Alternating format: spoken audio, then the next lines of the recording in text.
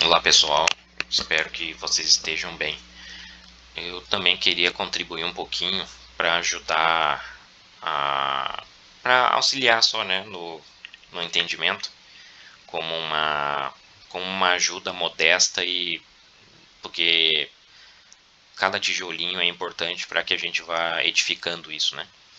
O que eu entendi na passagem é até famosa dentro da religião, mas polêmica porque eles interpretam apenas como liturgias físicas, né? E a gente tem visto que a liturgia física é a aliança velha, é o vinho velho e, portanto, ele nos leva à sepultura. O que está em 1 Coríntios capítulo 11 lá, quando Paulo começou a discorrer sobre o cabelo da mulher e o uso do véu. Primeiro a gente tem a ideia de que o Criador é a cabeça do homem, né? Portanto, e o homem é a imagem do Messias, certo? E o homem, ou seja, o Messias, né, a cabeça do homem, ele é o cabeça da mulher, né? Ou seja, o homem é a imagem do Messias e a mulher é a imagem do povo. Isso tido lá em Efésios 5, por exemplo, trata isso. E a gente tem essa figura bem clara no casamento hebreu, por exemplo, né, o noivado entre um homem e uma mulher, né?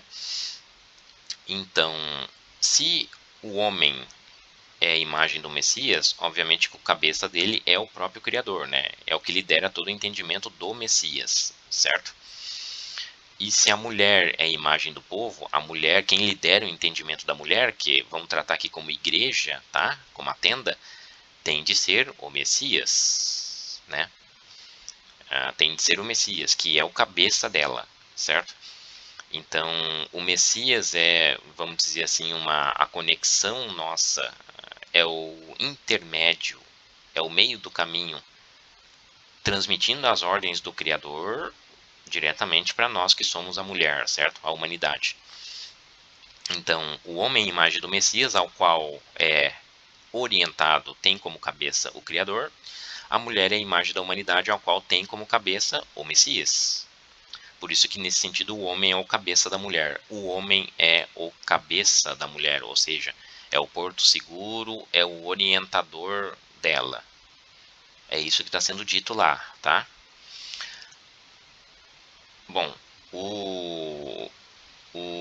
isso aqui é claro que para o mal entendedor, para a besta do campo que é carnal, isso aqui é que é fonte de confusão física e pagã com a questão de machismo, de feminismo, essas coisas que vocês têm visto por aí, né?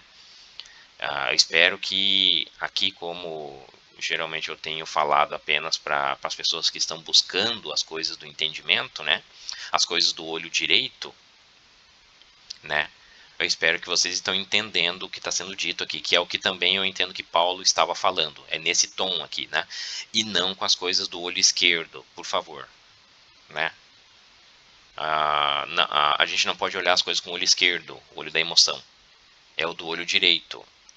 Se a gente não tiver o olho direito para captar essas coisas aqui, o nosso caminho é a morte, tá? Bom, entendido isso, quando então o homem é a cabeça da mulher, já está implícito de que aquele que tem mais força é que tem que ser o cabeça, orientar da que tem menos força. E nitidamente, por questões plenamente fisiológicas da criação, o homem tem mais força em relação à mulher. Por isso que existe essa diferença, tá? Essa diferença anatômica e biológica entre os dois, apenas como uma prefiguração disso. Apenas uma prefiguração, é apenas uma alegoria, né? A mulher veio do homem e não o contrário. Ou seja, foi a humanidade que veio do Messias, conforme Gênesis está confirmando lá também, né? Que a selar, lado, a costela do homem, de Adão, do primeiro Adão, certo? É que foi furado e a mulher foi moldada a partir dela, foi gerada a partir dela. Por isso que o Gênesis trata isso, certo? E não o contrário, né? Esse foi o princípio criador das coisas, e não o contrário. A sequência a partir de Adão e Eva é que hoje reflete os homens, assim como as outras mulheres, também vindo da mulher, claro. né? Porque o Criador quis assim, e isso também tem outra alegoria. Ele representa outro ensinamento, outro espírito, tá? A respeito de uma outra coisa. Mas a originalidade de tudo veio disso. A primeira mulher veio do homem, exatamente como. E hoje, se a gente entender a figura do segundo Adão, né, que o primeiro Adão ele prefigurou isso na carne, mas lá ele estava apontando para o segundo Adão, porque o primeiro nos fez cair, era apenas alma vivente, e o segundo nos resgatou e nos transformou em espírito vivificante. Ele mesmo era em si um espírito que trazia a vida às pessoas, por isso espírito vivificante, por isso que Paulo usou essa figura também. Então, a mulher, a humanidade, o povo é que está vindo do Messias, claro, porque foi ele que criou todas as coisas, né? E não o contrário, certo? Então, obviamente, se o verbo criou todas as coisas, obviamente que aquele que criou é mais forte do que aquilo que foi criado. Óbvio. É só isso que está aqui sendo retratado, né? Todo aquele que criou tal coisa, obviamente que ele tem mais força e, portanto, ele tem domínio sobre aquilo que foi criado. Isso é óbvio. Aquele que criou é o cabeça daquilo que foi criado. Quer dizer, quando o homem criou, por exemplo, o videocassete, tá? O VHS, né? As fitas VHS, que até hoje já virou utensílio de antiquário, né?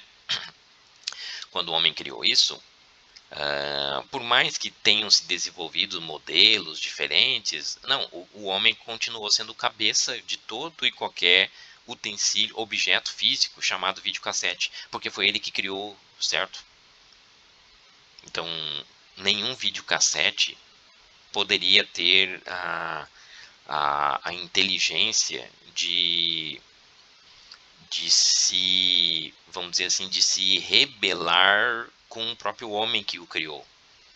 Não tem como isso acontecer, certo?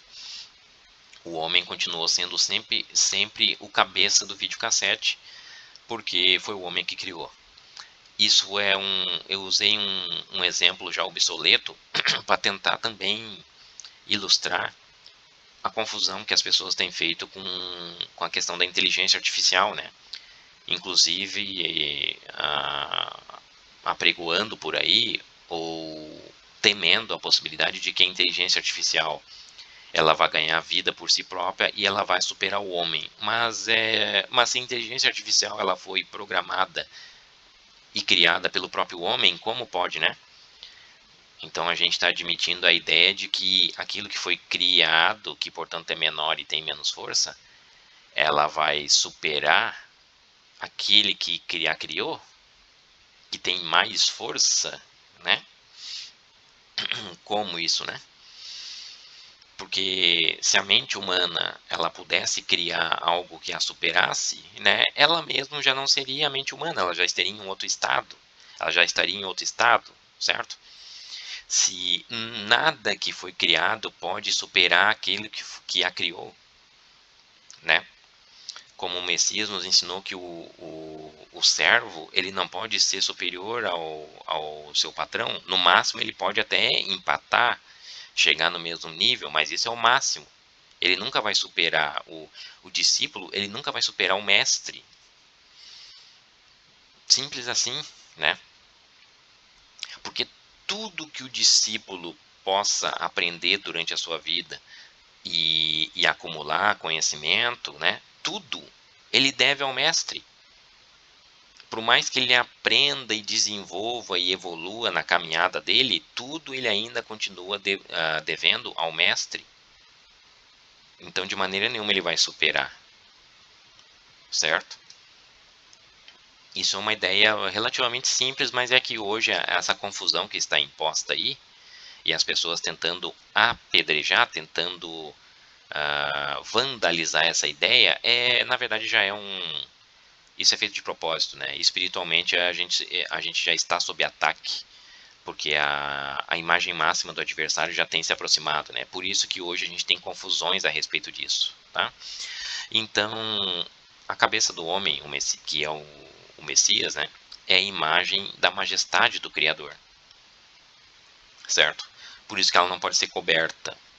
O homem é a imagem do Messias e a cabeça dele, por consequência, é a imagem da majestade do Criador. Então não era coberta. Ela não era velada, justamente para que não houvesse desonra ao Criador.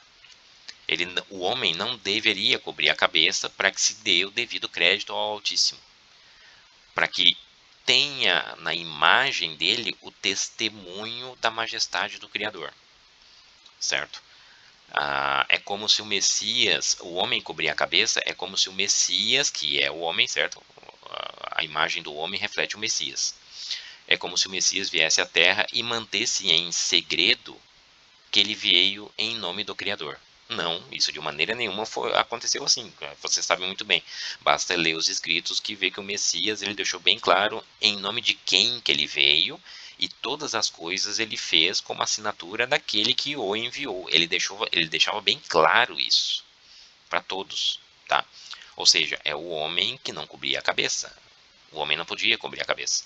Ele tinha que deixar a cabeça dele exposta da maneira mais visível possível, tá? E aí aqui surge o porquê que o costume hebreu era de dos homens não terem cabelo comprido. Por que o costume hebreu era do homem ter o cabelo relativamente mais curto em relação à mulher, né? Porque o cabelo comprido do homem fazia o homem, que é a imagem do Messias, se assemelhar a uma mulher, ou seja, a imagem da humanidade, né? E como o cabelo da mulher foi proposto por próprio Paulo, né, como um véu natural que o Messias deu, né? Então, o cabelo comprido significaria esse véu, apontaria para esse véu, né? E esse véu representaria uma cobertura ao esplendor, à imagem da majestade do Criador. Como eu acabei de falar, o Messias não fez isso. O Messias deixou bem claro, não escondeu de ninguém, em nome de quem que ele estava vindo. E ele prefigurou a imagem expressa, visível, daquilo que é invisível, conforme Paulo também nos ensinou outros escritos, né, em outro testemunho. Entenderam? Como a gente também já sabe, somando a isso, né, a gente já sabe que a ideia do cabelo vem do seorá, em hebraico, que é a mesma ideia da cevada, dos campos de cevada, é a mesma ideia das primícias, da primeira colheita, portanto, né, tanto cabelo como pelo são traduzidos por essa palavra aqui, né? E de fato, quando a gente vê o campo, um campo de cevada e mesmo de trigo, né, nas plantações, né, a gente tem a impressão mesmo delas parecerem o cabelo, os pelos da terra, certo? Até o aspecto físico dela aponta para isso. Então significa que as primícias né, ou seja, o cabelo, as primícias, a cevada, o cabelo da mulher, que aí é a figura da humanidade, certo? Porque o homem é a figura do Messias, a mulher, por sua vez, é a figura da humanidade. Significa que o cabelo da mulher, então, está apontando diretamente para a cevada, para as primícias da humanidade, os primeiros frutos. Tá. E por que ele cresce então exatamente na sua cabeça? Porque ele tem raiz no cabeça da mulher. Mas quem é que é o cabeça da mulher? Lembram? É o homem, é o Messias, a imagem do homem. Tá? Então está fácil de chegar aqui no entendimento de que as primícias, ou seja, a cevada, a seorá da mulher, da humanidade, os primeiros frutos, eles só crescem porque tem raiz no cabeça da mulher. A cabeça da mulher é que é o Messias, certo? A mulher, sim, ela precisava cobrir com um véu, né? Mas o que o véu representaria aqui? Ó, lembrando que o cabelo já é um véu natural para ela, mas ela tinha que fazer uso de um véu, vamos dizer assim, artificial, de um véu figurativo ainda por cima, tá? Esse véu os hebreus chamavam de badal, né?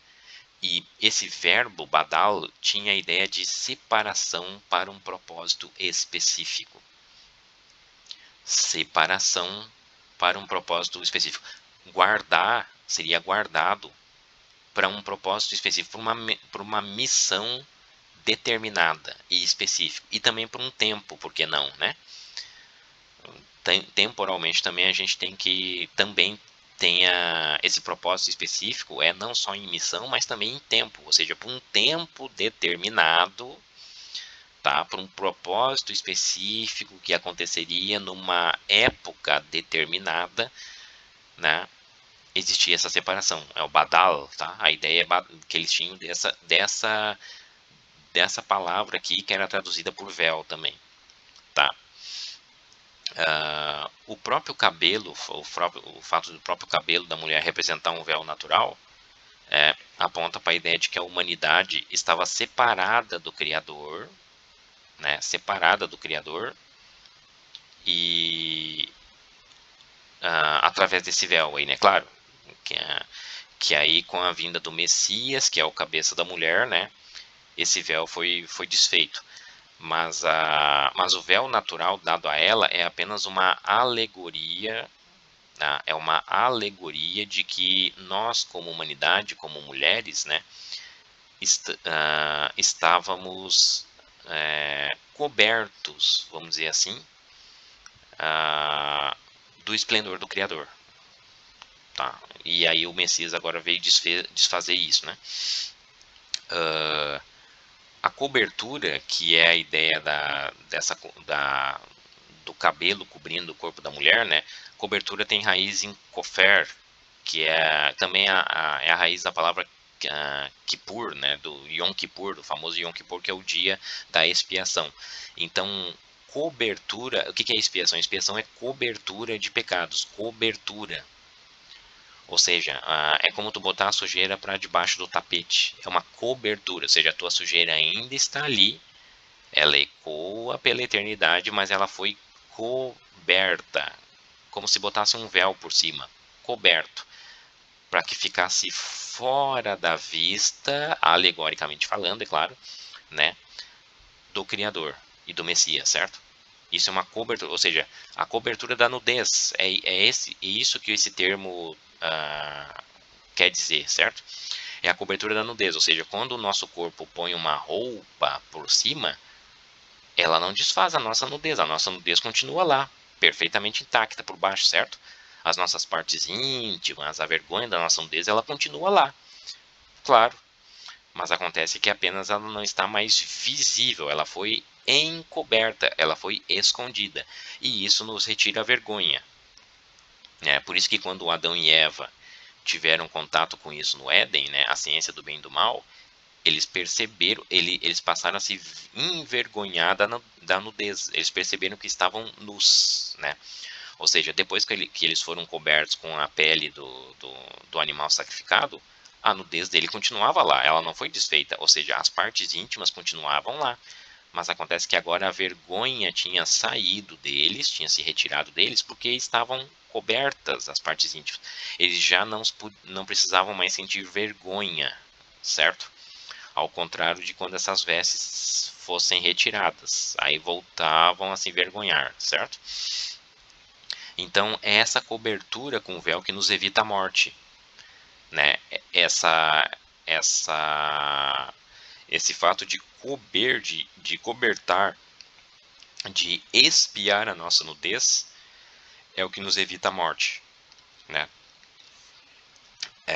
Então, o que eu quero dizer com isso? Que o costume da mulher usar o véu, além do próprio o véu natural, o cabelo dela, representava que a humanidade estava separada naturalmente da majestade do Criador. Mas o fato dela ter que adicionar um véu feito de pano também, um véu físico, né? Quando entrava na presença do Altíssimo, ou seja, quando ia às sinagogas ou ao templo, por que eles usavam essa figura, essa alegoria física? Esse véu que era por cima do próprio véu natural que ela tinha, esse véu representava a cobertura, a expiação de sua própria nudez, né? Era uma segunda camada que representava a expiação que cobria a nudez da mulher, né? Como forma de evitar a sua morte diante do Criador, né? Ou seja, retirava, cobria suas vergonhas, vamos dizer assim, entendeu? Então aqui nós temos essas duas. Eu sei que esse também é um assunto um pouco difícil de digerir, mas eu peço que com calma vocês examinem o que eu tenho dito, examinem os textos e tentam mastigar, tentem mastigar devagarinho, devagarinho, por favor, tá? Então, quando a mulher entrava numa sinagoga, por exemplo, ela tinha dois véus.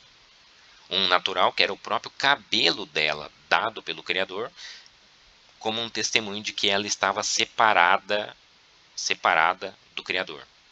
Ou seja, ela estava num estado de não poder enxergar a imagem da majestade do Altíssimo, tá? Que é a sua cabeça, certo? E o outro véu, que era o artificial mesmo, que era o véu pano mesmo, colocado em volta, ele representava a cobertura da nudez dela. Ela representava um artefato que impedia a visualização das vergonhas dela, das partes íntimas, das vergonhas, da nudez, certo? Esse véu representava isso. Mas quando a gente olha aí para a imagem gráfica, para a imagem física do que isso representa, se a gente tem que a mulher é a humanidade, né, e que o cabelo dela, a seorá, representam as primícias, a cevada, certo? Por isso que tem raiz na cabeça, certo? Lembra que a cabeça da mulher quem é? É o Messias, porque o Messias, o homem, é a cabeça, o cabeça da mulher, certo? Então a cabeça da mulher representa o Messias e, portanto, as primícias crescem nele, tem raiz nele. Tudo bem?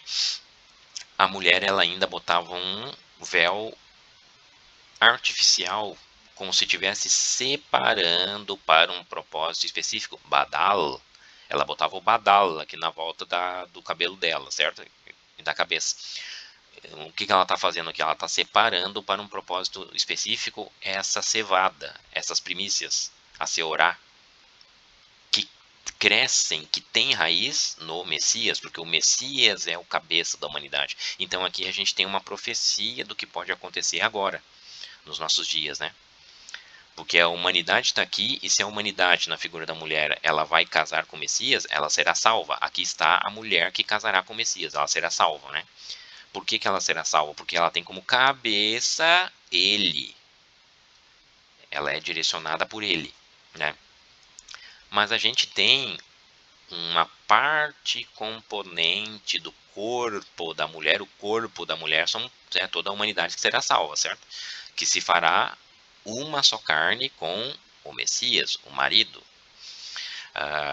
Mas se o corpo todo da mulher ela representa a totalidade dos salvos, né? A igreja, certo? A tenda, essa parte específica do corpo dela, né?